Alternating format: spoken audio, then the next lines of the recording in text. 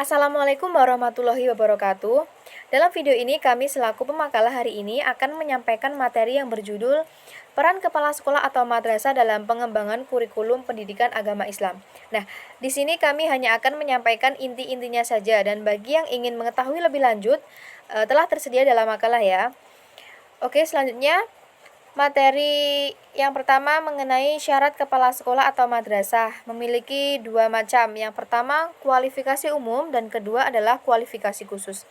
Dalam kualifikasi umum, kepala sekolah memiliki kualifikasi akademik sarjana atau diploma 4 kependidikan atau non-kependidikan pada perguruan tinggi terakreditasi.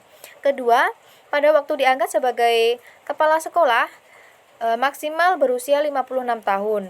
Ketiga, memiliki pengalaman mengajar minimal 5 tahun menurut jenjang sekolah masing-masing, kecuali di TK atau RA memiliki pengalaman mengajar minimal 3 tahun. Nah, yang keempat, memiliki pangkat minimal 3C bagi PNS dan bagi non-PNS disetarakan dengan kepangkatan yang dikeluarkan oleh yayasan atau lembaga yang berwenang. Selanjutnya, kualifikasi khusus. Yang pertama, berstatus sebagai guru sesuai jenjang kependidikan. Kedua, memiliki sertifikat pendidik sebagai guru sesuai dengan jenjang pendidikan. Ketiga, memiliki sertifikat kepala sesuai dengan jenjang kependidikan yang diterbitkan oleh lembaga yang ditetapkan pemerintah. Materi selanjutnya mengenai kinerja kepala sekolah atau madrasah. Nah, kinerja seorang kepala sekolah dapat dipahami sebagai upaya yang harus dilakukan oleh kepala sekolah dalam melakukan tugas dan peranannya sebagai seorang kepala sekolah, baik itu kepala sekolah dalam jenjang pendidikan kanak-kanak sampai dengan jenjang sekolah menengah atas atau kejuruan. Nah, kinerja itu sendiri pada dasarnya merupakan perwujudan pengetahuan, sikap dan keterampilan yang selaras dengan visi dan misi masing-masing satuan atau jenjang pendidikan berdasarkan kompetensi dasar kepala sekolah. Nah, di sisi lain, kepala sekolah juga harus mampu memahami konsep penilaian atau evaluasi. Sebagai pengetahuan bahwa evaluasi adalah proses pengukuran yang dilakukan terhadap kecenderungan perubahan yang terjadi mengenai suatu fenomena dengan hasil yang lebih cenderung kepada pemaknaan akan perubahan perilaku atau sikap individu tertentu. Nah, dalam hal ini, evaluasi lebih cenderung kepada penilaian perilaku guru yang menunjukkan kinerjanya dalam melaksanakan tugas di sekolah berdasarkan standar kompetensi guru menurut Depdiknas. Mulai dari membuat perencanaan pembelajaran atau RPP sampai kepada melakukan penilaian proses dan hasil belajar.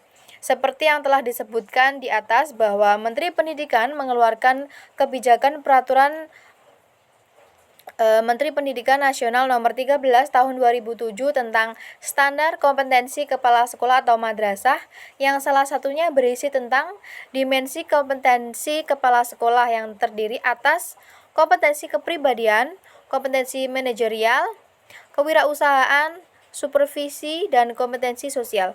Nah, dimensi tersebut dijabarkan dalam kompetensi atau indikator yang merupakan ukuran yang dapat digunakan sebagai penilaian kinerja kepala sekolah dalam pengelolaan dan pencapaian tujuan pendidikan yang produktif. Terima kasih. Baiklah, selanjutnya akan disampaikan oleh Saudara Muhammad Ridwan Azharur Rasyidin. Assalamualaikum warahmatullahi wabarakatuh. Perkenankan saya Muhammad Ridwan Azharur Rasyidin dengan nomor induk mahasiswa 201110423 akan mempresentasikan materi yang berikutnya, yakni mengenai peran kepala sekolah atau madrasah dalam pengembangan kurikulum pendidikan agama Islam. Nah, dalam hal ini sudah kami cantumkan di dalam makalah, tepatnya pada halaman 12, yakni mengenai kompetisi-kompetisi yang harus dimiliki oleh kepala sekolah atau madrasah dalam mengembangkan kurikulum, tepatnya yakni pada kompetisi yang nomor 2, yakni kompetisi manajerial. Nah, di makalah ini sudah kami cantumkan bahwasanya peran kepala sekolah dalam pengembangan kurikulum pendidikan agama Islam yang tercantum dalam kompetisi manajerial ini, yakni yang terdiri dari A. Menyusun perencanaan sekolah atau madrasah untuk berbagai tingkatan perencanaan.